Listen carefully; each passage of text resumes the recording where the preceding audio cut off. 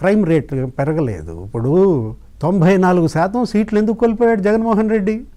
కేవలం 6% సీట్లకే అతను పరిమితం చేశారంటే 5 ఏళ్లలో జగన్మోహన్ రెడ్డి 94% క్రైమ్ రేట్ పెంచాడు. లెవెల్ అయింది. నువ్వు 94% క్రైమ్ రేట్ పెంచావు కాబట్టే నీకు 94% సీట్లు జనం ఇవ్వలేదన్నమాట. 17% ఓట్ బ్యాంక్ ఎందుకు కోల్పోయాడు? 57% ఓట్ బ్యాంకు కూటమికి వచ్చి నీకు 40% ఓట్ బ్యాంకే నీకు ఉందంటే 17% ఓట్ బ్యాంకు ఒక్కొక్క నియోజకవర్గంలో 17% లేపేశారు ఈ వీరప్పన్లు.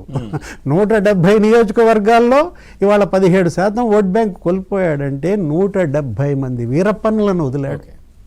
ఏది? జనం మీదకి.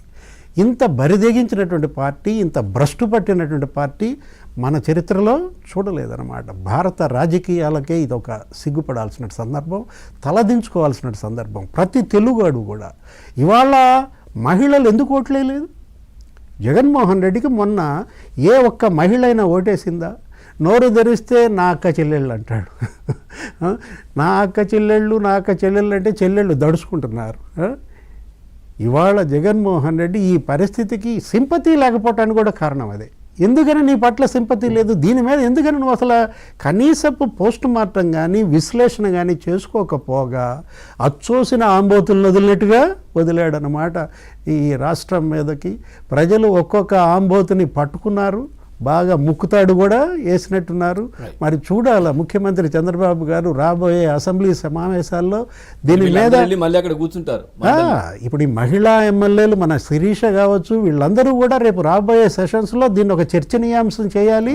మహిళా భద్రత ఇవాళ ఆంధ్రప్రదేశ్లో ఇవాళ అదొక ఛాలెంజ్గా మారింది. రైట్. శిరీష గారు ఏం చెప్తారు? మీరు ఒక 12 మంది జాబితాను కూడా రిలీజ్ చేశారు. ఏదైతే అనంతబాబుకు సంబంధించి అక్రమాల్లో పాలు పంచుకునేటటువంటి ఆయన అనుచరులు కావచ్చు, వీళ్ళందరికి జాబితాకు సంబంధించి. అట్లాగే రేపు పొద్దున మీరు చట్టసభలకు మీరు వెళ్ళబోతున్నారు. అంటే ఆల్రెడీ మొన్న సెషన్స్లో కూడా మీరు అనర్గళంగా బ్రహ్మాండంగా మాట్లాడారు. రేపు పొద్దున కూడా మళ్ళీ సెషన్ జరిగినప్పుడు వెళ్తారు అక్కడికి.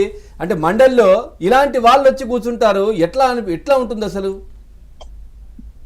నిజంగా ఈ 12 మందిని ఎందుకు చెప్పానంటే సార్, ఇతను ఇంటి దగ్గర ఉండి ఈ 12 మంది వ్యక్తులతోనే మొత్తం నడిపిస్తా ఉంటాడండి. నియోజకవర్గంలో ఉన్న 11 మండలాల్లో మండలానికి ఒక వ్యక్తిని పెట్టుకొని మొత్తం ఈ ఒక వ్యక్తే మండలాన్ని మొత్తం అతను ఏం చెప్తే ఎవరికి ఏం కావాలి, ఎవరికి ఏమి ఇవ్వాలి, పథకాలు వాళ్ళకి ఇవ్వాలా వద్దా అన్నది ఈ వ్యక్తే డిసైడ్ చేస్తాడు.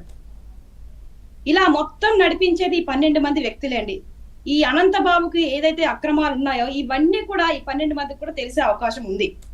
ఆ రోజు సుబ్రహ్మణ్యాన్ని చంపింది కూడా ఈ 12 వ్యక్తులు ఆయనతో పాటే ఉన్నారండి. ఇది వాస్తవం. మా నియోజకవర్గ ప్రజలు కూడా అందరూ అనుకున్నటువంటి వాస్తవం ఇది. ఆ రోజు కెమెరా రికార్డింగ్ లో ఒక మహిళ ఉంది.